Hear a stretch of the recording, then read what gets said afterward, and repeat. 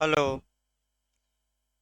देखिए आईपीसी आपका भाई फिर एक बार सूचना आपको दे दी जाए कि 2-3 दिन थोड़ा डिस्टरबेंस इधर रहेगा आपका कुछ व्यक्तिगत कारणों से।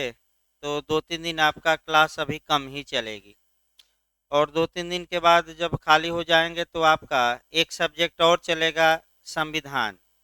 यानी कि 3 सब्जेक्ट सुबह लगाया गया है। और यूपी एपीओ स्पेशल बैच आपका शाम को चल ही रहा है। और जो लोग ना आ पाए भाई, लाइव भी चलता है, आप लाइव भी देख सकते हैं। यानी कि लाइव से भी जुड़ सकते हैं, शाम को भी लाइव चलता है और ये भी क्लास लाइव चल रहा है। तो देखिए आईपीसी में अब आपका जो टेक्निकल क्वेश्चन बन रहा है, यानी कि फिर एक बार आपको मैंने एक दो सूचना दे दिया जाए। तब पहले आपका यूपी में यूपी एपीओ आने वाली है और 15 दिसंबर से पहले फार्म आ जाएगा। तो आपका जब फार्म आ जाए तब सुबह आपका और सब्जेक्ट लगाया जाए। अभी हम भी खाली हो जाएंगे और ये हो सकता है जनवरी उनवरी तक आए। और आपका एमपीएडीपीओ का फार्म भरने की डेट बढ़ी है, तो जो लोग चाहते हैं फार्म भरना, 3 तारीख से ओपन होगा, 3 दिसंबर से, तो वो भी आपका फार्म भर सकते हैं। तो देखिए आईपीसी में आपका लास्ट में क्रैश कोर्स चलाया जाएगा। यानी कि जब एग्ज़ाम एक माह पहले रहेगा तो अलग से स्पेशल बैच चलते हैं भाई, साल भर स्पेशल बैच चलाना संभव नहीं है। और वो भी चलेगा तो रेगुलर बैच को डिस्टर्ब किसी भी हाल में नहीं किया जाएगा। वो भले 11 बजे से 12:30 बजे तक चले, लेकिन लास्ट में ही चलाया जाएगा। और प्रयास इस समय ये करिए कि जो भी आईपीसी या जो भी सब्जेक्ट रेगुलर बैच में चल रहे हैं, रेगुलर बैच में एक एक छोटी छोटी बातें भी बताई जाती है जो क्रैश कोर्स में बताना संभव नहीं रहता। तो जो लोग रेगुलर बैच में एक बार अच्छे से तैयार रखेंगे, उन्हीं के लिए स्पेशल बैच में समझ में भी आता है। नहीं तो हवा आपका कई नए लोग आए शाम को और ऊपर से निकल जा रहा था, तो हुआ कि भाई आप मैंने 24 तारीख से आइए, जब रेगुलर बैच शुरू होगा रोक दिया गया था। तो आप लोग प्रयास करिए, चाहे जो भी सब्जेक्ट चल रहा है इधर, एक एक टेक्निकल और छोटी छोटी बातें अब तैयार करिए। क्योंकि जब तक कि आप देखें मैंने उत्तराखंड में भी कि कंसेप्चुअल क्वेश्चन ज़्यादा बना है इस बार। और कंसेप्ट पहले क्लियर एकदम करिए तब पढ़िए कोई धारा। अब ज़्यादा लोग क्या कर रहे हैं, बेयर एक्ट उठा रहे हैं, बेयर एक्ट तैयार कर ले रहे हैं और उस बेयर एक्ट का कंसेप्ट ही क्लियर नहीं है। तो सबसे पहले आपका कंसेप्ट क्लियर होना चाहिए, फिर बेयर एक्ट की बातें आनी चाहिए। और उस अगर सेक्शन या अनुच्छेद पर कोई केस है लीडिंग, तो वह केस भी याद करना पड़ेगा। और जहाँ जहाँ से को रिलेशन उसका है वो भी देखना पड़ेगा। तो देखिए कल हम जो शुरू किए थे उसी को थोड़ा आगे हम बढ़ाते हैं। तो फिर से एक बार हम बता देते हैं तब आगे बढ़ा जाए। अभी कुछ बातें आपका कह सकते हैं कि उसमें बची थी। देखिए हम आईपीसी का चैप्टर 4 शुरू किए थे, अध्याय 4।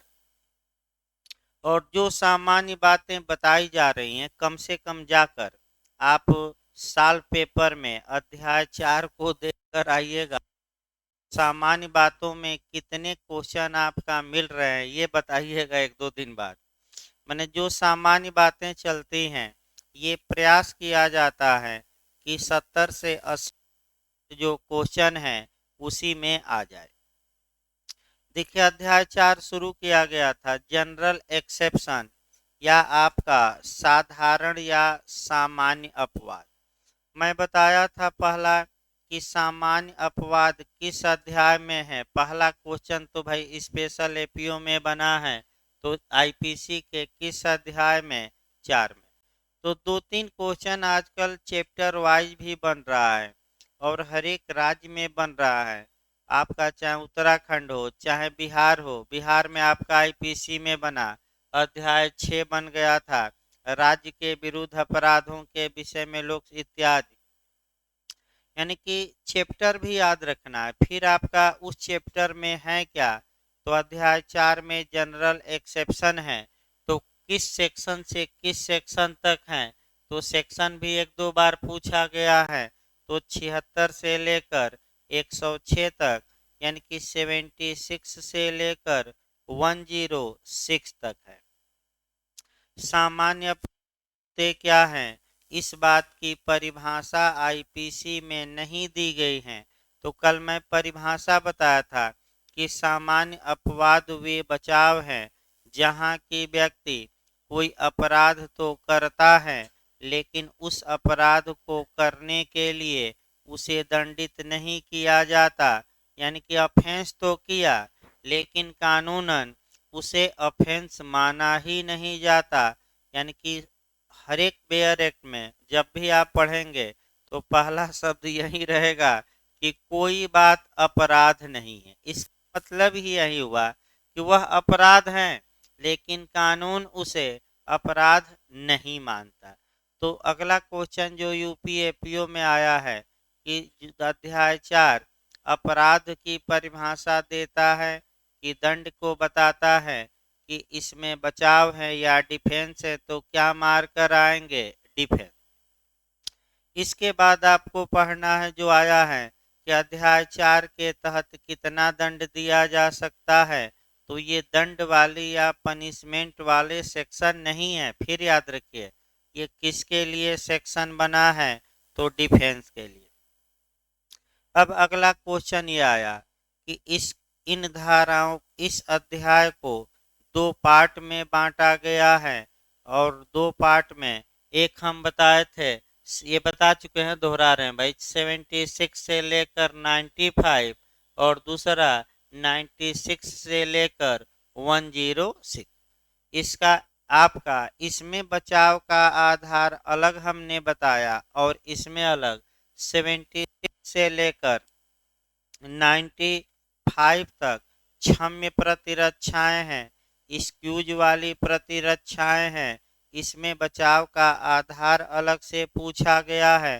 तो अभियुक्त को क्यों बचाव दिया जाए, क्योंकि आपका अभी झारखंड में भी कल बताया गया था परसों कि आपका एक्टस रिया और मेंस रिया ये अपराध के दो तत्व हैं, और एक्टस रिया यानी कि आपराधिक कार्य और मेंस रिया यानी कि दुराशय, जब दोनों रहेंगे तभी आपका किसी व्यक्ति को दंडित किया जाएगा। और इन धाराओं में फिर याद रखिए एक्टस रिया होती है, यानी कि व्यक्ति आपराधिक कार्य करता है लेकिन क्या नहीं होता, मेंस रिया। तो इसमें बचाव का आधार, ये सामान्य बचाव है, इसमें बचाव का आधार क्या है, तो मेंस रिया का न होना। जबकि 96 से लेकर 106 तक ये प्राइवेट डिफेंस है, व्यक्तिगत प्रतिरक्षा है। व्यक्तिगत प्रतिरक्षा का मतलब ये हुआ कि व्यक्ति अपराध तो करता है लेकिन ये बताता है कि हजूर जो मैंने कार्य किया मेरा कार्य जस्टिफाई था, न्यायानुमोद्य था, उचित था, सही था। अगर कोई भी मेरी कंडीशन में रहता तो वही करता जो मैंने किया। अतः मैंने कार्य तो गलत किया लेकिन मेरा अनुचित न होकर क्या है, उचित है।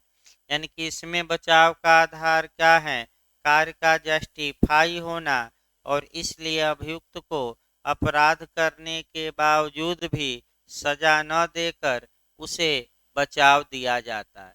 तो 76 से लेकर ये बताया जा चुका है पिछले लेक्चर में 106 तक आपका कह सकते हैं कि सामान्य अपवाद हैं। इसके बाद हम बताए थे विशिष्ट अपवाद, और बिहार में अभी क्वेश्चन बना ही था एपीओ में, और उदाहरण हमने दिया था डिफमेशन यानी कि मानहानि का। यानी कि आईपीसी की धारा 499 में कुल कितने अपवाद हैं, अब रटिए नए लोग, 10 अपवाद हैं। तो ये विशिष्ट बचाव है कि सामान्य विशिष्ट, क्योंकि ये बचाव केवल किस में लिए जा सकते हैं, मानहानि के अपराध। तो फिर अगला क्वेश्चन बन सकता है कि डिफमेशन के अपराध में कौन बचाव लिए जा सकते हैं, सामान्य विशिष्ट दोनों दोनों, क्योंकि सामान्य तो सामान्य है ही, ये डिफेंस तो किस में लिए जा सकते हैं, सभी अपराधों में। अब आइए, अब जो 76 से लेकर और 106 तक हैं, इसको अलग से अब तोड़ा जाए थोड़ा, और आपका सेक्शन भी पूछ लिया जाता है। हो सकता है पूछ ले कि सामान्य बचाव कहाँ से कहाँ तक, तो इसको सेक्शन याद करना पड़ेगा। यानी कि कितने सेक्शन हैं जो सामान्य बचाव से रिलेटेड हैं, यानी कि क्षम्य प्रतिरक्षाएं हैं। तो आप 76 से अगर 95 देखें तो हमें लगता है 20 सेक्शन, और 96 से लेकर 106 देखें तो कितने सेक्शन, 11। तो हो सकता है कि नया ये अभी बना नहीं है क्वेश्चन, क्योंकि नए नए क्वेश्चन कुछ निकालिए, क्योंकि भाई जो आयोग हैं, जो एक्सपर्ट हैं, वह नए क्वेश्चन बनाएगा ही। और आपका कर्तव्य है, हमारा भी कर्तव्य है कि अब नए नए क्वेश्चनों को इजाद किया जाए, पुराने को क्या किया जाए, थोड़ा कम। तो अब पूछ ले कि सामान्य बचाव में कितनी धाराएं हैं, तो 20, और प्राइवेट डिफेंस में कितने सेक्शन हैं, 11, और टोटल कितने सेक्शन है 76 से 106 तक, तो आपका क्या जवाब रहेगा, 31। अब इसके बाद आपका एविडेंस पहले निपटा दिया जाए, तब फिर बैक होया जाए आईपीसी। अभी 4-5 धाराएं बची हैं, तब आगे बढ़ा जाएगा। एविडेंस की धारा पढ़ी जाती है 105। ये क्वेश्चन इसी बार बिहार जे में आया था, यानी कि कॉमन क्वेश्चन किस राज्य में आया था, ये भी लगातार आपको बताया जा रहा है किस मॉडल से आया था। तो ये भी क्वेश्चन आपका बिहार जे में आया था। 105 क्या कहती हैं, ये पहले समझिए। अगर कोई अभियुक्त अपना मामला चाहता है कि वह 76 से लेकर 106 में सेट कर दे, तो जो बातें 76 से लेकर 106 तक में सेट करने की हैं, न्यायालय में इन बातों को प्रूफ करना या साबित करना या सिद्ध करना या प्रमाणित करने का जो दायित्व होगा, यानी कि एक लाइन में लीगल भाषा में सबूत का जो भार होगा, वह किस पर होगा कि हमारा मामला 76 से लेकर 106 तक आता है, अभियोजन पर होगा कि अभियुक्त पर होगा, तो जवाब रहेगा अभियोजन पर न होकर क्या हो रहेगा, किस पर, अभियुक्त पर। और न्यायालय ये मान कर चलेगा, प्रिजम्पशन करके चलेगा कि ऐसी कोई बात नहीं थी, यानी कि मामला 76 से लेकर 106 तक में नहीं आता।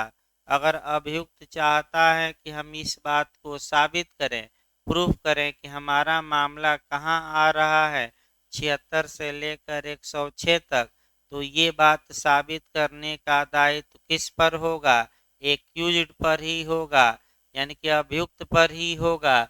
और ये हम नहीं बता रहे हैं, स्पष्ट कौन सी धारा बता रही है, एविडेंस की धारा 105। अब आपका जो देखना है अगला नियम, आईपीसी में अभी 4-5 धाराएं कोरिलेट करनी है। देखिए, एक 6 देखिएगा, एक आपका 40, फिर 41 और 42। यानी कि इसका मतलब ये हुआ कि जब आप 76 से लेकर 106 को पढ़िए, तो कम से कम आपका आईपीसी की 4 धाराएं और दिमाग में रखिएगा। अब एचजेएस में भी क्वेश्चन इससे बना था आपका, और कई जगह देखिए मॉडल आपका इंटरव्यू में भी बना था। सबसे पहले हम उठाते हैं आपका सेक्शन 6 आईपीसी। सेक्शन 6 ये बताता है कि जो ये जनरल एक्सेप्शन है, यानी कि जो ये बातें 76 से लेकर 106 तक में दी गई हैं, ये जो बातें हैं, ये प्रत्येक अपराध की परिभाषा में भी शामिल मानी जाएगी, प्रत्येक अपराध के परंतुक में अपवाद में, दंड में, दृष्टांत में, यानी कि सब में समाहित मानी जाएंगी। प्रत्येक अपराध में समाहित मानी जाएंगी, भले ही अपराध की परिभाषा देते समय उन्हें दोहराया न गया हो। इसका मतलब ये हुआ कि जो सेक्शन 6 है ये स्पष्ट बता रहा है कि जो 76 से लेकर 106 तक बचाव दिए गए हैं ये हर एक अपराध में शामिल माने जाएंगे, अर्थात प्रत्येक अपराध में इसका बचाव अभियुक्त ले सकता है। जैसे उदाहरण भी दो दिए गए हैं और एक ही उदाहरण हम सेक्शन 6 का बता रहे हैं। जैसे कि मान लीजिए चोरी का अपराध है, 378 में थेफ्ट या चोरी परिभाषित है। 5 आवश्यक तत्व दिए गए हैं, लेकिन कहीं भी नहीं कहा गया है कि अगर 7 वर्ष से कम का बालक जो डोली इनकैपेक्स, फिर आपका एपीओ का क्वेश्चन इस बार यूपी एपीओ में आया था कि डोली इनकैपेक्स अक्षम गुड़िया का सिद्धांत किस धारा में, 82। तो कहीं भी आपका 378 में नहीं लिखा गया है कि यदि 7 वर्ष से कम का बालक अपराध कर चोरी करता है तो वह दंडित नहीं होगा। तो सेक्शन 6 यही अप्लाई करना है। सेक्शन 6 बताता है कि लिखने की आवश्यकता नहीं है। ये प्रत्येक अपराध की परिभाषा, दंड, दृष्टांत, अपवाद, परंतुक में ये माना जाएगा कि 76 से लेकर 106 उसके नीचे क्या किया गया है, लिखा गया है, शामिल है, भले वहां अलग से लिखा न गया। क्योंकि अब ये है कि एक ही बात लिखी जाती, बार बार दोहराया जाता। तो सेक्शन 6 अब अगला क्वेश्चन बनता है कि आखिर सेक्शन 6 किस अध्याय की है, यानी कि कुंजी है। तो जो धारा 6 है ये अध्याय 4 की कुंजी मानी जाती है। क्यों कुंजी है? क्योंकि धारा 6 स्पष्ट बता देती है कि अध्याय 4 की बातें प्रत्येक अपराध में शामिल मानी जाएंगी, यानी कि ये बातें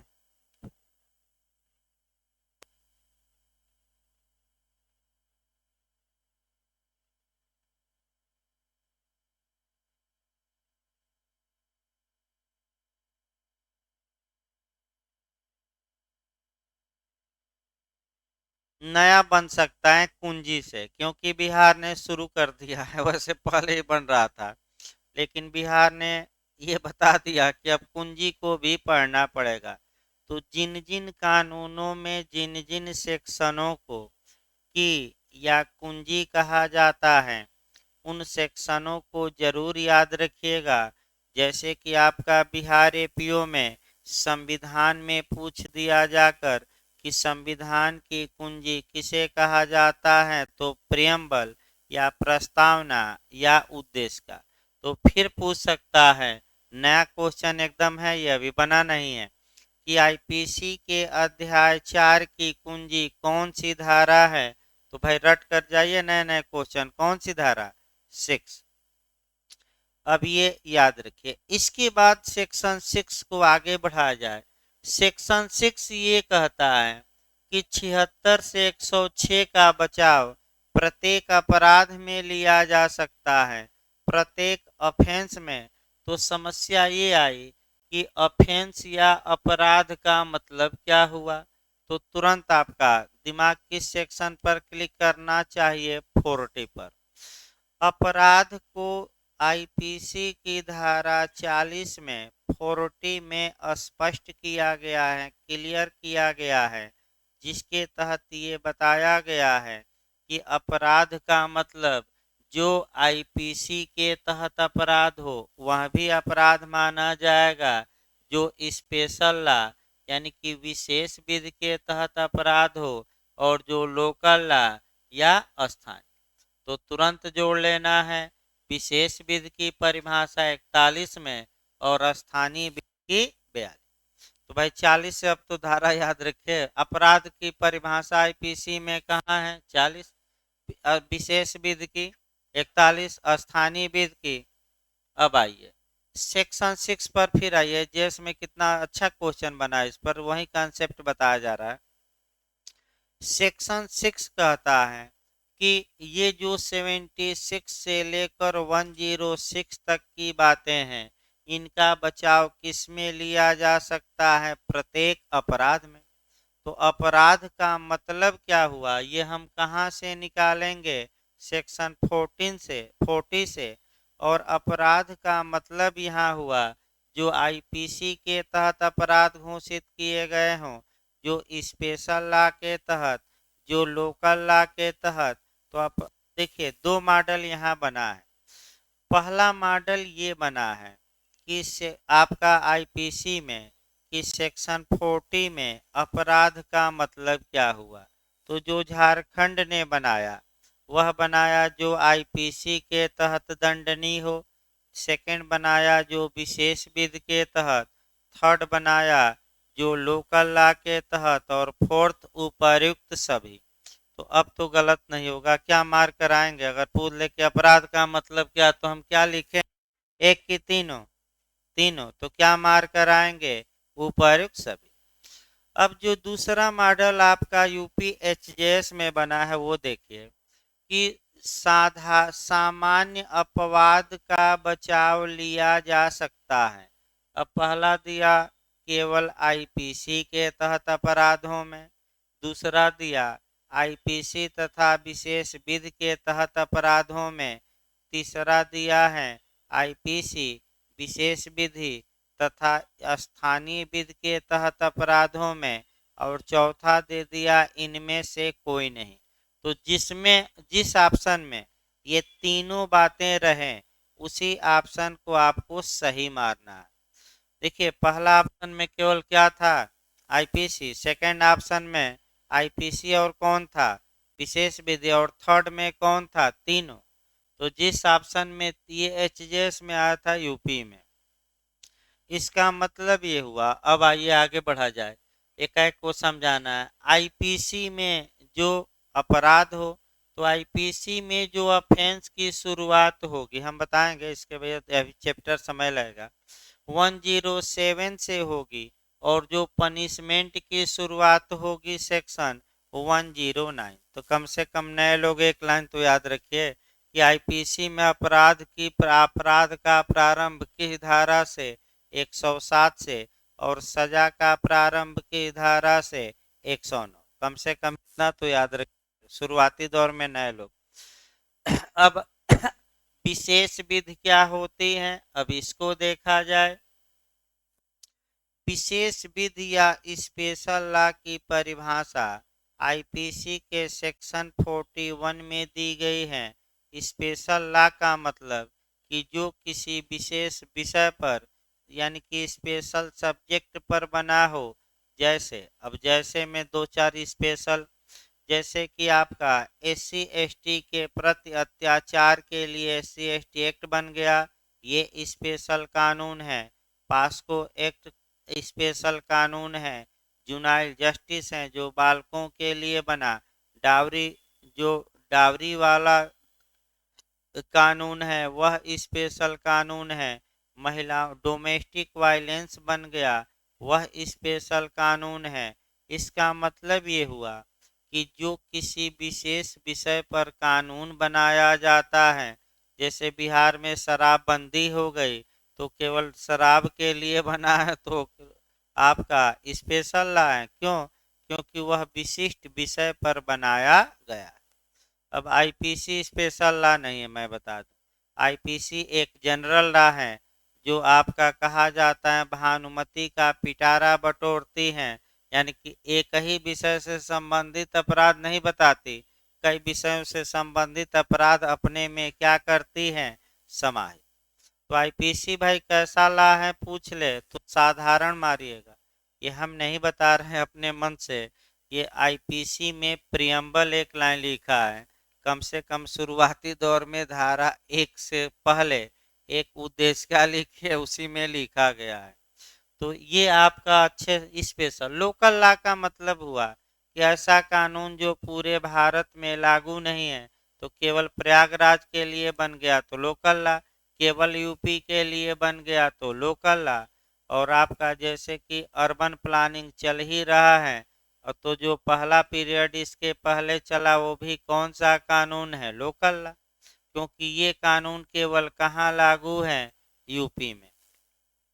अब आगे बढ़ा जाए इसको भाई, तो आपका कॉन्सेप्ट बनाया गया, और किन अपराधों में, यानी कि SC/ST एक्ट हो, आपका जुनाइल जस्टिस एक्ट हो, सभी अपराधों में, या डोमेस्टिक वायलेंस हो, जितने भी अपराध हैं, ये सभी अपराधों में 76 से लेकर 106 तक का बचाव अभियुक्त ले सकता है। बस एक लाइन इसका मतलब ये हुआ।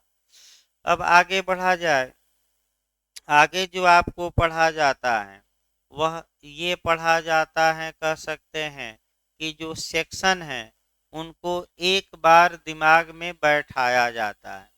तो आधा घंटा में ये करना है कि 76 से लेकर और 106 तक में जो सेक्शन है उसमें बातें हैं, और जो लीडिंग केस हैं कम से कम उसको दिमाग में एक बार भूमिका में बैठा लिया जाता है। उसके बाद से आपका डिटेल में शुरू किया जाता है। तो आइए हम चलते हैं पहले 76 से लेकर 95। डिटेल में कल से बताया जाएगा भाई, क्योंकि एक बार ब्रीफ करना जरूरी रहता है। 76 से लेकर 95 तक ये सामान्य बचाव हैं, जनरल डिफेंस हैं, और इसमें बचाव का आधार ही ये है, बेस ये है कि एक्ट्रेस रिया तो होती हैं लेकिन मेंस रिया का अभाव होता है। इसमें आपका तो कौन कौन सी धाराएं किससे रिलेटेड हैं, कैसे क्वेश्चन बनते हैं, कम से कम आज प्रयास करिए कि 31 धाराओं में से 20 धारा तो हम पढ़ा रहे हैं, तो रट्टा मारिए, और कोई उपाय नहीं है। इधर इधर रट्टा मारना ही होगा, और निश्चित तौर पे क्वेश्चन 4-5 बनते हैं। तो आपका पहला जो है आपका 76 और 79, इसको एक साथ देखा जाता है। 76 और 79 में एक बात है कि विधि की भूल, मिस्टेक ऑफ लॉ, एक्सक्यूज या क्षम्य नहीं है, लेकिन जो मिस्टेक का फैक्ट होता है, जो तथ्य की भूल होती है, वह क्षमा प्रदान करती है। इसका मतलब ये हुआ कि विधि की भूल क्षम्य नहीं है, जबकि तथ्य की भूल क्षम्य है।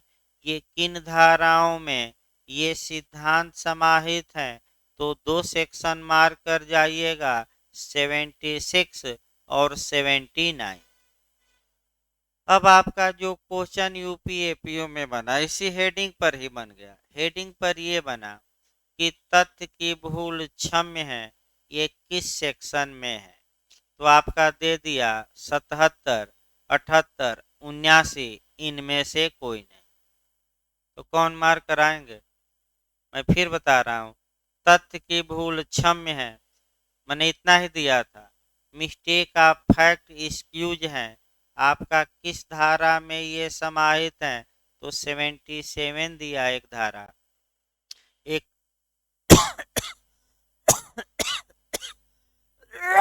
एक 78 दिया, एक 79 दिया, और नए लोगों को भरमाने के लिए दे दिया इनमें से कोई नहीं। तो भाई दो धारा मैं बताया कौन कौन, 76 और कौन सी, 79।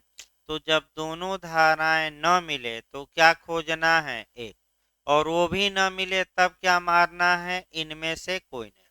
तो एक सेक्शन तो मिल ही रहा है, कौन सा, 79। तो 79 ये एपीओ में आ चुका है। कई लोग इसको पता ना क्यों गलत करके आए, जबकि मैं भूमिका में ही इस बात को बता देता हूँ, आगे तो चलेगा डिटेल में।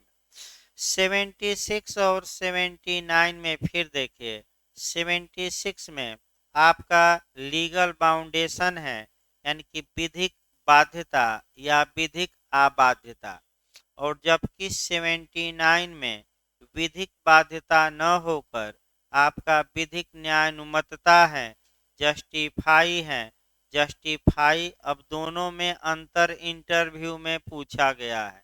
तो विधिक बाध्यता को कहाँ बचाव दिया गया है? 76 में। और विधिक न्यायानुमतता को कहाँ बचाव दिया गया है? 79। अब दोनों में एक एक लाइन कंसेप्ट बनाइए। कंसेप्ट ये बनाना है कि विधिक बाध्यता का मतलब ये हुआ कि कानून द्वारा किसी कार्य को करने के लिए कोई व्यक्ति बाध्य होता है। जैसे कि उदाहरण के रूप में एक सैनिक है, उसके वरिष्ठ अधिकारी ने आदेशित किया कि गोली चलाओ, तो सैनिक अपने वरिष्ठ अधिकारी के वैध आदेश को मानने के लिए कानूनन क्या है? बात। तो अगर सैनिक गोली चला दिया और 2-400 लोगों को मार दिया या 2-4 लोगों को, तो सैनिक ने कोई अपराध किया कि नहीं किया? नहीं किया। कौन सी धारा? 76। अब देखिए क्वेश्चन फिर एक आइए।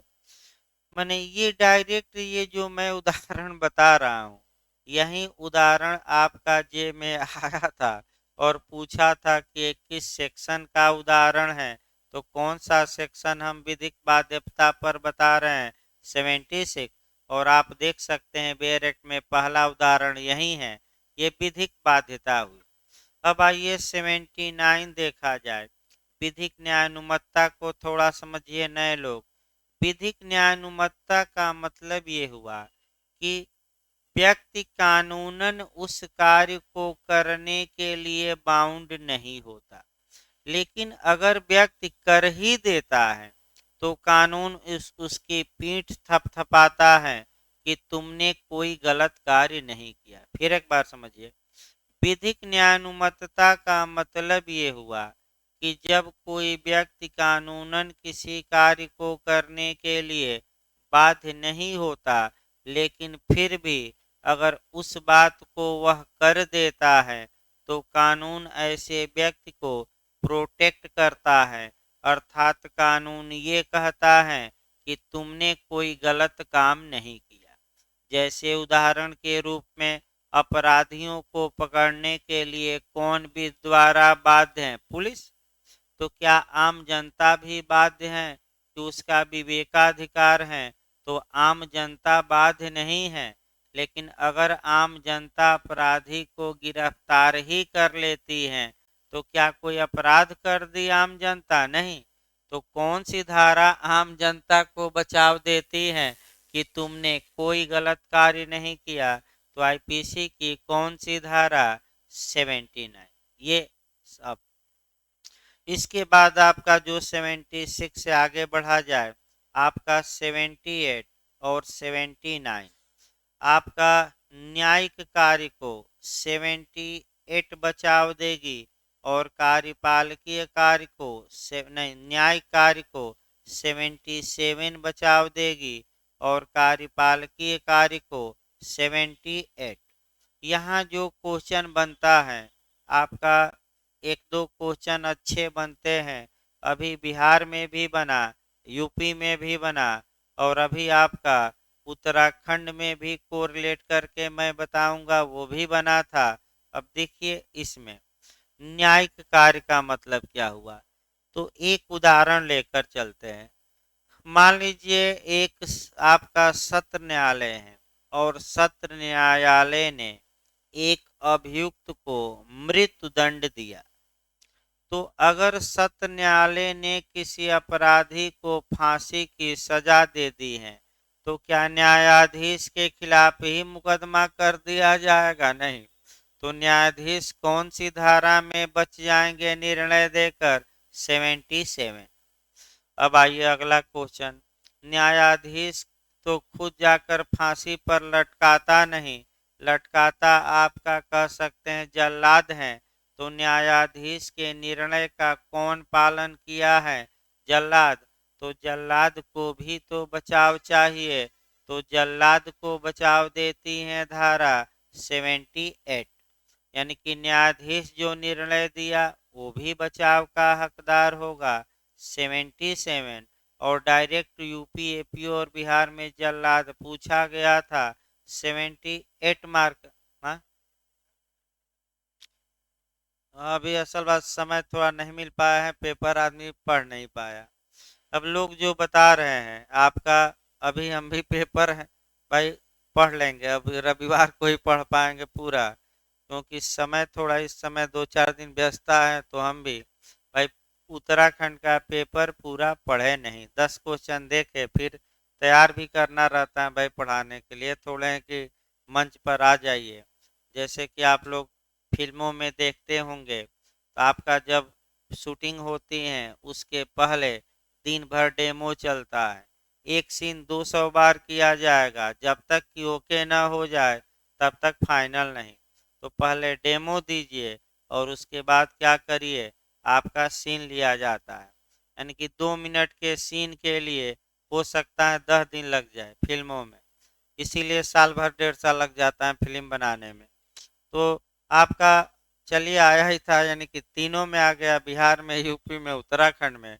आगे भी आने का पूरा चांस है। तो सेक्शन तो रटिए, कौन सा सेक्शन है? 77 की 78?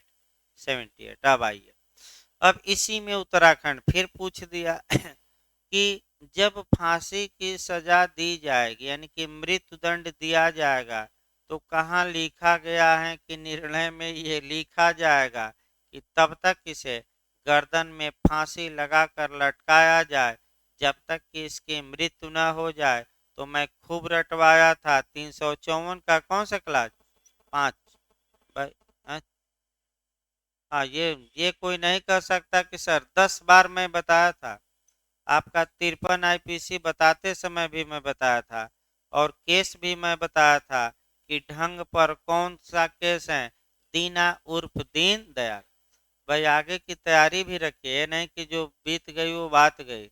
अब अगले आपका यूपी एपीओ आने वाला है जे। अब इसमें जो उत्तराखंड में गलतियां 2-4 हुई हैं, इसमें क्या कर लेना है, पूरी तरह समय सुधार लेना है। अगला देखिए, आगे बढ़ा जाए। इसके बाद आपका 79 बता ही दिया, विधिक न्याय अनुमतता। 80 में दुर्घटना या दुर्भाग्य की प्रतिरक्षा है, तो 80 में दुर्घटना या दुर्भाग्य है। 81 में निषेष्टि या आवश्यकता है। 81 से ज्यादा क्वेश्चन बनता है, आवश्यकता विधि को नहीं मानती। मैक्सिम भी बना है यूपीजे में। और एक लीडिंग केस आप याद रखिएगा, आर वर्सेज डडले एवं स्टीफेन। ये BHULLM में पिछली बार बना था, और आपका कई जगह बना है। इसमें आपका आर वर्सेज डडले एवं स्टीफेन का केस, और यू आपका जज का नाम भी पूछा गया है, कोलरिज। तो आगे बताया जाएगा। इसके बाद आपका 82 आता है, पिछली बार यूपी एपीओ में बना, डोली इनकैपेक्स, अक्षम गुड़िया, अपराध करने में अक्षम। तो यहाँ दी गई है डोली इनकैपेक्स। 82 में कितने साल से कम का बच्चा अपराध करने में अक्षम माना जाएगा? तो जिसकी एज 7 वर्ष से क्या हो, कम। और डोली कैपेक्स यानी कि सक्षम गुड़िया 83 में है, 7 वर्ष से अधिक का बच्चा किंतु 12 से कम। समझदारी देखी जाएगी। इसके बाद आपका 84 आता है, अनसाउंड माइंड आ ही गया था उत्तराखंड में, फिर आया था आपका उत्तराखंड में आ ही गया था कि जब कोई व्यक्ति कार्य कर रहा है, अगर उस समय अनसाउंड माइंड था और चित्त विकृत के कारण कार्य के परिणाम, प्रकृति या इत्यादि नहीं समझ पाया, तो वह बचाव का हकदार होगा। केस याद रखिएगा, मैकनाटन का केस है, और जस्टिस टिंडले। कौन सा केस मैंने पागलपन पर है? मैकनाटन। जज का नाम भी याद करना पड़ेगा, टिंडले, टिंडा टिंडा टिंडा। तो कौन से जज थे? टिंडले। इसके बाद आपका देखिए, आपका कल ही कंसेप्ट थोड़ा बताया गया था, फिर हम बता दें, बस 2-2 लाइन सेक्शन याद करवाना। अभी आपका मैंने बताना नहीं है डिटेल में। कल से 76, 2 दिन हो सकता है एक लेक्चर पूरा 76 और 79 में लगे, क्योंकि उसमें तमाम टेक्निकल बातें हैं। तो फिर एक बार देखिए, 84 में हमने बताया था कि मस्तिष्क में दोष उत्पन्न हो गया, और जिस समय वह अपराध कर रहा था उसका मस्तिष्क काम ही नहीं किया और अपराध कर बैठा, तो 84 बचाव देगी। लेकिन यही मस्तिष्क में दोष अगर नशे के कारण हुआ है, ड्रिंक इत्यादि के कारण हुआ है और उस समय अपराध कर रहा है, तो 84 के ही नियम को स्पेशलाइज किया गया है किन धाराओं में, 85 और 86। 85 से खूब क्वेश्चन बनता है, अनैच्छिक मतता। अनैच्छिक माने इच्छा के विरुद्ध। अब इच्छा के विरुद्ध का मतलब आ जाइए, जैसे कि आपका रामायण में भी एक उदाहरण दे दिया जाए कुंभकर्ण का। मैं देख रहा हूँ लोग पीछे वाले, भाई वो भी है ना, उदाहरण बीच बीच में दिया जाएगा। आपका उदाहरण थोड़ा कम कर दिया गया है इस समय, लेकिन बीच बीच में आपका दिया जाएगा। देखिए कुंभकर्ण जब उस नींद में सो रहा था, तो भाई रावण को लगा कि अब इसे नींद से जगाना चाहिए। जैसे कि कई लोग उत्तराखंड फार्म डालकर सो रहे थे और आपका सोते रह गए, और जब एग्जाम हो गया तब उनको लगा कि अब यूपी आने वाली है, अब कुंभकर्णी नींद क्या करनी चाहिए, तोड़ देनी। तो देखिए शाम को बरसाती मेढक का बरसात की तरह कोचिंग में आना शुरू हो गए हैं। यानी कि सुबह तो खैर नए लोग ज़्यादा आते हैं, एक दो ही पुराने लोग आते हैं, लेकिन शाम को देखिए तो सब आपका जो राण साण सन्यासी रहते हैं सब आ जाते हैं।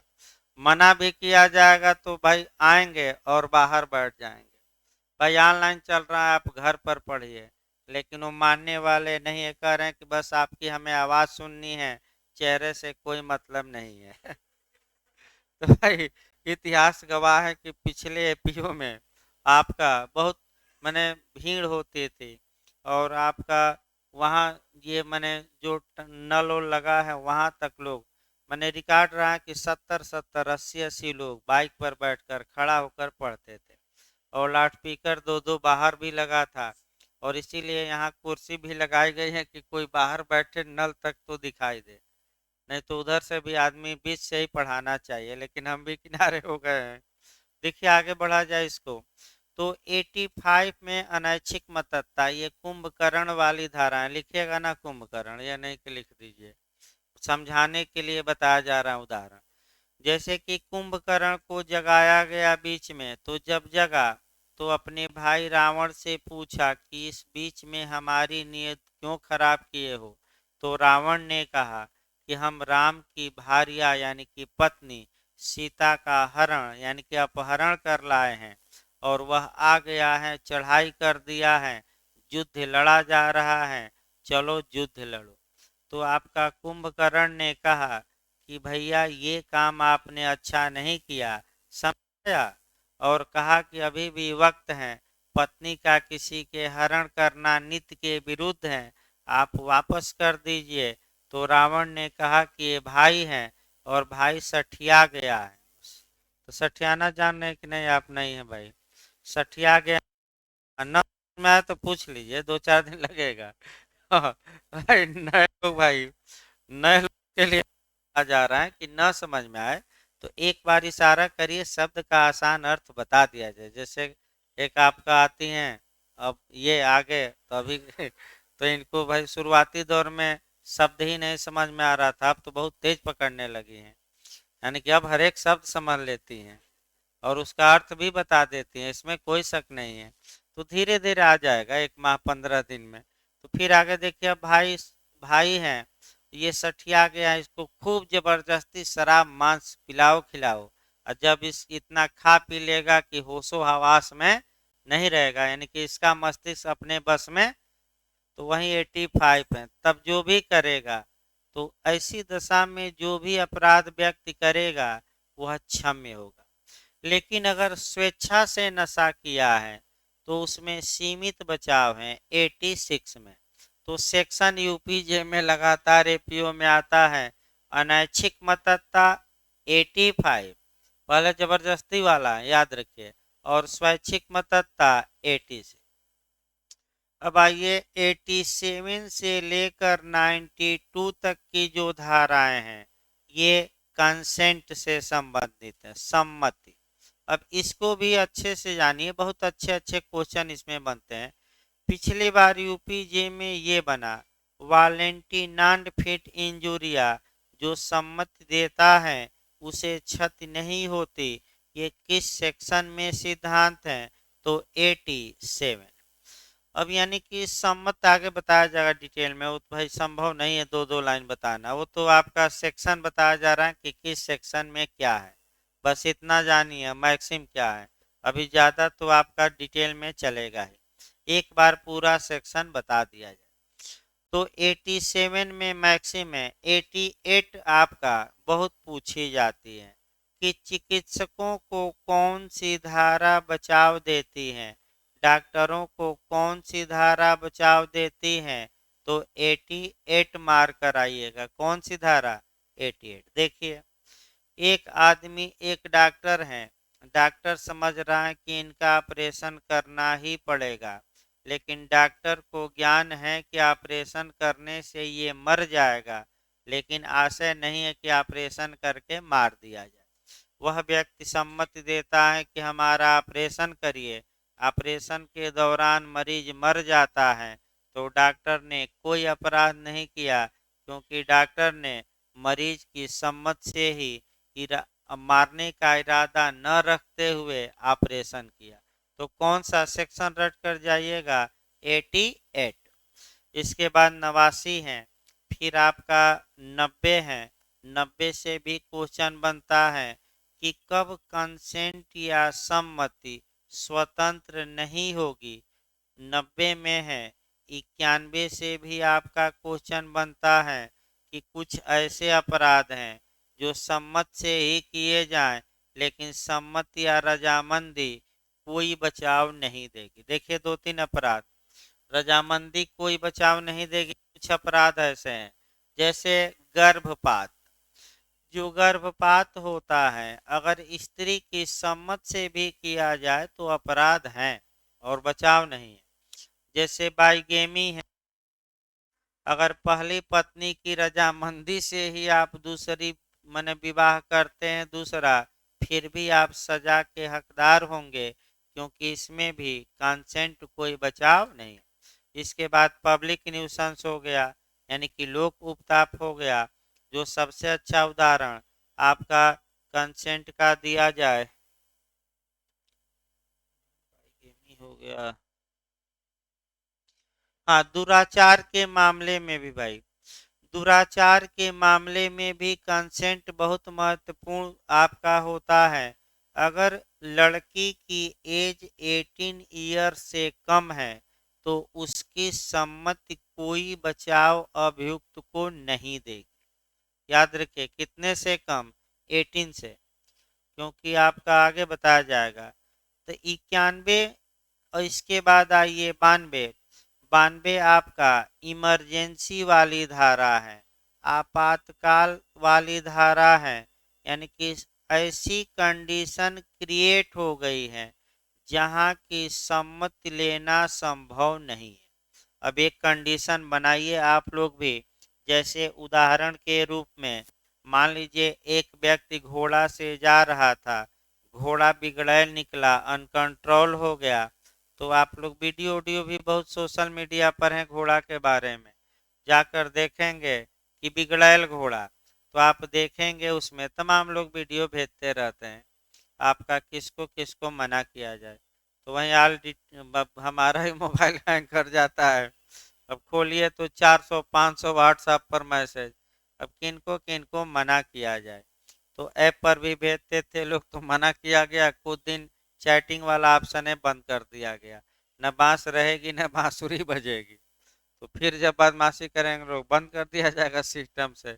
उसके बाद भी नहीं मानते हैं तो यहाँ से उनको डिस्कनेक्ट कर दीजिए 1 सेकेंड में। तो फिर एक बार देखिए, आप लोग भी आप लाइव पढ़िए तो ज़्यादा कमेंट ना करिए, क्योंकि वहाँ पूछेंगे क्वेश्चन तब भी कोई बताने वाला नहीं, हम देख थोड़े रहे हैं कि कौन क्या क्वेश्चन पूछ रहा है। तो आप भाई, तो आगे बढ़ा जाए इसमें आपका 92 में एक अच्छा उदाहरण, एक व्यक्ति घोड़े से जा रहा था, घोड़ा बिगड़ैल निकला और दुलत्ती मने कह सकते हैं बिगड़ैल निकला, पीठ से गिरा दिया, वह व्यक्ति मूर्छित हो गया, लोग आए, उसको अस्पताल पहुंचाए, डॉक्टर देख रहा है कि न ये सम्मति दे सकता है ऑपरेशन की, न इसके गार्जियन हैं, और अगर ऑपरेशन नहीं किया गया तो ये ऊपर पहुंच जाएगा। तो अगर डॉक्टर उसका जीवन बचाने के लिए बिना सहमत के ही ऑपरेशन कर देते हैं और वह व्यक्ति मर जाता है, तो डॉक्टर ने कोई अपराध नहीं किया। तो आपातकाल से निपटने के लिए कौन सी धारा बनी है? 92, सम्मत के बिना का। इसके बाद 93 से भी को क्वेश्चन बनता है, संसूचना, कम्युनिकेशन। यानी कि अगर ए बी से कहता है कि एक डॉक्टर का उदाहरण लिया जाए, अगर कोई डॉक्टर है मरीज से कहता है कि 3 दिन बाद तुम मर जाओगे, और मरीज तुरंत मर गया, हार्ट अटैक हो गया सूचना पाकर, तो ऐसी दशा में अगर डॉक्टर ने सद्भावना पूर्वक सूचना दी है तो डॉक्टर ने कोई अपराध नहीं किया। आइए 94 देखा जाए। 94 भी पूछी जाती है, विवशता या मजबूरी या भयभीत किया गया हो। यहाँ से बहुत अच्छा क्वेश्चन 94 से बनता है कि देखिए, जो मेरी इच्छा के विरुद्ध किया गया कार्य मेरा नहीं है। फिर एक बार जो टेक्निकल क्वेश्चन यहाँ बनता है, एक लाइन याद रखना है कि अगर किसी व्यक्ति को भयभीत किया गया और भयभीत के कारण वह कार्य करने के लिए मजबूर हो गया है, तो भय तभी उसे बचाव देगा जो भय की मात्रा हो। वहीं अटैक करना है तत्काल मृत्यु का भय, यानी कि जो भय की मात्रा हो, वो जरूर याद रखिए, मैं एक शब्द यूज कर रहा हूँ, किसका भय दिखाया गया हो? तत्काल मृत्यु का। अब देखिए, दो मैं मॉडल बता रहा हूँ जहाँ गलती होगी। एक लुटेरों का गैंग है, एक लुहार को पकड़ता है, मृत्यु का भय दिखाता है और कहता है कि चलकर तिजोरी का ताला तोड़ो। लुहार ताला तोड़ देता है, तो लुहार ने कोई अपराध किया कि नहीं किया? किया। देखिए कहाँ आप मिस मैंने करेंगे। मैंने फिर बताया कि जो भय हो वह मृत्यु का हो, और केवल मृत्यु का नहीं, एक शब्द और मैं जोड़ा था, किसका? तत्काल। और इस उदाहरण में मैंने एक शब्द मिस किया था, कौन सा? तत्काल। तो तत्काल मिस कर दिया तो बचाव नहीं मिलेगा। अब यही क्वेश्चन फिर से एक बार हम दूसरे एंगल से रिपीट कर रहे हैं कि एक डकैतों का ग्रुप है, एक लुहार को पकड़ता है, तत्काल मृत्यु की धमकी देता है और कहता है कि ताला तोड़ो तिजोरी का। लुहार ताला तोड़ देता है। लुहार ने कौन सा अपराध किया? कोई नहीं, क्योंकि मृत्यु का भय किसका था? तत्काल। तो भी याद रखिए ये कंसेप्चुअल। 95, तुच्छ कार्य, यानी कि छोटे छोटे कार्यों पर कानून ध्यान नहीं देता। पिछली बार आया भी था, विधि तुच्छ कार्यों पर ध्यान नहीं देती। कौन सी धारा? 95। इसके बाद 96 से लेकर 106 आया जाए। ये प्राइवेट डिफेंस है। उदाहरण कल बताया गया था आपका, कह सकते हैं एक अच्छा आपका सांप वाला, अब बार बार उदाहरण न बताया जाए। 90, इसमें बचाव का आधार मैं बता रहा था कि कार्य का जस्टिफाई होना, यानी कि व्यक्ति न्यायालय में ये कहता है कि हजूर अगर हमारी कंडीशन में आप भी रहते तो वही करते जो मैंने किया, अतः मुझे बचाव दिया जाए। तो 96 से लेकर शुरू किया जाए। 96 एक घोषणात्मक धारा है जो केवल इतना बताती है कि प्राइवेट प्रतिरक्षा में की गई कोई भी बात अपराध नहीं होगी। यानी कि अगर कोई व्यक्ति अपने प्राइवेट डिफेंस में कोई अपराध करता भी है तो 96 बताती है एक लाइन कि वह बात अपराध नहीं मानी जाए। अब 97 आपका प्राइवेट प्रतिरक्षा के अधिकार का विस्तार बताती है कि स्वयं के शरीर को बचाइए, दूसरे के भी शरीर को और स्वयं की संपत्ति को और दूसरों के भी। तो ये क्वेश्चन भी आ चुका है कि प्राइवेट प्रतिरक्षा का अधिकार उपलब्ध है स्वयं के प्रति, समाज के प्रति, दोनों, इनमें से कोई नहीं। तो किसको बचाना है, अपने को कि दूसरे को कि दोनों को? कौन सी धारा? 97। 98 भी प्राइवेट प्रतिरक्षा के अधिकार का विस्तार ही करती है। पिछली बार आया भी था, इस पर तो मेंस में भी समस्या बना है। देखिए ध्यान से भाई, एक आपका दो उदाहरण पहले हम बताते हैं। एक आपका आईपीसी की धारा 82 में और दूसरा उदाहरण आईपीसी की धारा 84 में। अच्छे से देखिएगा। 82 अभी हमने बताया कि अगर कोई बालक है, शिशु है और 7 वर्ष से उसकी कम एज है, उस दौरान वह अपराध करता है तो वह दंड का भागी नहीं होगा। अब आइए, बालक से अपराध कराइए।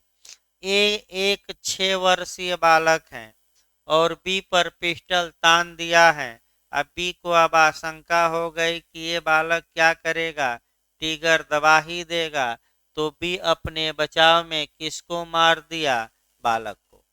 अब ध्यान में ये रखना है कि अगर बालक टिगर दबा देता और बी मर जाता तो बालक किसमें बचता, 82। और बी अपने प्राइवेट प्रतिरक्षा में बालक को मार दिया। यानी कि जिन व्यक्तियों का कार्य अपराध नहीं माना गया है उन व्यक्तियों के विरुद्ध भी प्राइवेट प्रतिरक्षा उपलब्ध होगी। ये हम नहीं बता रहे हैं, कौन सा सेक्शन बता रहा है, 98। एक पागल वाला उदाहरण देखिए। अगर पागल किसी को मार देता है तो वह बच जाएगा 84 में, और पागल से अपने को बचाने के लिए आपने पागल को मार दिया तो कानून आपको भी बचाव देता है, किस धारा में, 98। यानी कि पागल आपको दौड़ा रहा है और ईंट पत्थर मार दिया तो पागल तो दंडित नहीं होगा, किस धारा में, 84। और आप अपने बचाव के लिए पागल को मार दिए तो आप भी बचे जाएंगे, किस धारा में, 98। अब 99 आ जाइए। प्राइवेट प्रतिरक्षा की सीमा बताती है कि प्राइवेट प्रतिरक्षा का अधिकार अनियंत्रित अधिकार नहीं है। और सीमा कहाँ बताई गई है, 99। पूछा गया प्री में भी कि प्राइवेट प्रतिरक्षा की सीमा कहाँ बताई गई है, तो 99 में बताई गई है। अब आपका पूरा तो नहीं, एक पॉइंट जरूर याद रखा जाएगा। 2 पॉइंट वहां अटैक ज्यादा करते हैं। एक जो स्वर्ण तराजू होता है वह पूछा जाता है कि मैंने प्राइवेट प्रतिरक्षा में उतने ही बल का प्रयोग करिए जितना कि आपको अपने बचाव के लिए या समाज के बचाव के लिए आवश्यक है। अधिक बल का प्रयोग न किया जाए। अब कितने बल का प्रयोग किया जाए, क्या कोई सोने का तराजू है कि व्यक्ति वहां तौले, तो व्यक्ति तौलने के लिए बाध्य नहीं है। तो यानी कि प्राइवेट प्रतिरक्षा में कितने बल का प्रयोग किया जाए इसकी माप स्वर्ण तराजू पर नहीं की जा सकती। इसका मतलब आगे और बताया जाएगा। केस भी याद रखना पड़ेगा इसमें 3-4। और ये गोल्ड जो स्वर्ण तराजू है काफी पूछा जाता है। फिर एक बार देखिए भाई, आपका कॉन्सेप्ट फिर 99 का सामान्य नियम ये है कि राज्य का ये प्राथमिक कर्तव्य है कि वह लोगों के जान तथा माल की रक्षा करे, यानी कि शरीर तथा संपत्ति की रक्षा करे। लेकिन हुदा महोदय स्पष्ट बता रहे हैं, अभी BHULL में आया भी था कि किसने ये कहा, तो हुदा ने कहा। हुदा महोदय स्पष्ट बता रहे हैं कि राज्य चाहे कितना ही शक्तिशाली क्यों न हो, कितना ही पुलिस क्यों न अपने मैंने राज्य में भर्ती कर ले, ये संभव ही नहीं है कि प्रत्येक अपराधी के पैरों तले वह पुलिस खड़ी कर सके। बताइए हो। बैठिए, अभी 2 मिनट बैठिए, 5 मिनट बैठिए भाई। ये संभव ही नहीं है कि प्रत्येक अपराधी के पैरों तले वह पुलिस खड़ा कर सके। अतः ऐसी दशा में व्यक्तियों को ये हक है कि जहां पुलिस मौजूद नहीं है आपके बचाव के लिए, तो राज्य आपको, कानून आपको अधिकार देता है कि आप अपने बचाव के लिए वो सब कुछ कर सकते हैं जो आपको करना चाहिए। तो क्या सब कुछ में जान से भी मार सकते हैं, बचाव में मार सकते हैं। और वही धाराएं अब चलेंगी, आपका 100 चलेगा, 101 और 102। देखिए धारा में 7 कंडीशन, याद रखिएगा कितनी कंडीशन, 7। धारा 100 में 7 ऐसी दशाएं दी गई हैं जहां की कोई व्यक्ति स्वयं की प्रतिरक्षा, समाज की प्रतिरक्षा के लिए अपराधी की मृत्यु कारित कर सकता है। तो बताइए, अभी पिछली बार पूछा गया था बिहार में भी और यूपी में भी कि शरीर की प्राइवेट प्रतिरक्षा में मृत्यु कारित करने का अधिकार किस धारा में समाहित है? 100। कितनी कंडीशन में? 7। अब आगे बताया जाएगा, वो तो अलग बात है, लेकिन इतना तो याद रखे, धारा 100 किसकी प्रतिरक्षा? शरीर की। कितनी कंडीशन? 7। अब शरीर की प्रतिरक्षा में 7 कंडीशन नहीं है, तो भाई मृत्यु कारित न करिए, हाथ पैर भले तोड़ दीजिए। 101 और 102 कब यह अधिकार शुरू होगा और कब समाप्त होगा? अब आइए 103, संपत्ति की प्राइवेट प्रतिरक्षा में मृत्यु किस सेक्शन के तहत कारित की जा सकती है? 103। 4 आपके कंडीशन दिए गए हैं, कितने कंडीशन? 4। तो भाई याद रखिए, यूपी में जो पूछा गया था कि किन किन धाराओं के तहत मृत्यु प्राइवेट प्रतिरक्षा में कारित की जा सकती है, 100 103 दोनों इनमें से कोई नहीं, तो दोनों मार कर आइए। शरीर की प्राइवेट प्रतिरक्षा में किस धारा में? 100 में। संपत्ति के बचाव के लिए किस धारा में? 103। इसके बाद लास्ट 106, प्राइवेट प्रतिरक्षा में जो सबसे सशक्त धारा है, सबसे मजबूत धारा है, सबसे ताकतवर धारा है, वह धारा है 106। तो क्वेश्चन ये बना है, मेंस में भी 2 बार आ चुका है, प्री में भी। क्वेश्चन ये बन सकता है कि प्राइवेट प्रतिरक्षा के प्रयोग में किसी निर्दोष को भी मारकर अपने को बचाया जा सकता है, किस धारा में? 106। सबसे ताकतवर धारा है, देखिए क्या कहती है। एक उदाहरण हम बता, ये एक व्यक्ति है, ध्यान समझिएगा, और इसको लोगों ने घेर रखा है लाठी डंडा बल्लम फरसा गणासा लेकर, और भीड़ आगे आगे इसके क्या कर रही हैं? बढ़ रही। भीड़ के आगे जो छोटे छोटे बच्चे भी चल रहे हैं, 6 साल के 5 साल के, यानी कि पीछे भीड़ है और आगे कौन है? बच्चे हैं छोटे छोटे, जो आपका 6 साल के हैं। तो भाई बच्चे रहते हैं, भीड़ होती है तो सोचते हैं कि क्या हुआ, बौखलाए हुए निकलते हैं और दौड़ते हुए भी जाते हैं, ये नहीं कि धीरे जाएंगे। क्या हुआ? अब ये देख रहा है कि भाई भीड़ से हमें बचाना है, अगर मैं भीड़ पर गोली चलाता हूं अपने बचाव के लिए, तो हो सकता है ये जो निर्दोष बच्चे हैं 6 साल 5 साल का, इन्हीं को गोली लग जाए। लेकिन अब ये समस्या है कि क्या ए को अपनी प्राइवेट प्रतिरक्षा का हक होगा कि नहीं होगा? अगर ए गोली चला देता है, बच्चा ही कोई मर जाता है, तो किसको ए ने मारकर अपने को बचा लिया? निर्दोष को। तो सबसे दोषी को तो मारा ही जा सकता है 100 103 में, लेकिन 106 में कहती है कि आप किसी निर्दोष को भी मारकर अपने को क्या कर सकते हैं? बचा। लेकिन ये कंडीशन है कि जब जीवन पर आसन्न खतरा हो। आसन्न खतरा मतलब कि अब सामान्य नहीं, ये कब करेंगे? जब जान का खतरा ही न हो, आसन्न हो, यानी कि अब अगर हमने गोली नहीं चलाई बच्चों पर या किसी पर, तो हमारी जान क्या हो सकती है? जा सकती है, इसके अलावा और कोई विकल्प न होने पर। तो सबसे ताकतवर धारा प्राइवेट प्रतिरक्षा की कौन हुई? तो 104। किसको मारकर बचा लीजिए? अपराधी को ही नहीं, किसी। तो इस प्रकार आपका 76 से लेकर और आपका 106 तक क्या क्या धाराओं में दी गई हैं बातें, वो मुख्य रूप से बताई गई। तो कल आपका जो क्लास चलेगा 76 और 79 पढ़ कर आइए। इसके साथ मैं बता दूं भाई कौन कौन धारा पढ़नी है, उसको थोड़ा घर से भी पढ़ कर आइएगा। देखिए आपका 76 पढ़िएगा, आईपीसी में 79 पढ़िएगा। इसके साथ मैं बता दे रहा हूँ सीआरपीसी की धारा 43 पढ़ कर आइएगा, उसको लिख लीजिए, पढ़ कर एक बार आइए ताकि अच्छे से समझ में आए। सीआरपीसी की धारा 43 पढ़िएगा, प्राइवेट व्यक्ति द्वारा गिरफ्तारी। इसके बाद जो आप पढ़ेंगे वह कॉन्ट्रैक्ट की धारा 20, 21, 22। संविदा नियम की धारा जो पढ़नी है 20, 21, 22। कौन सी धारा?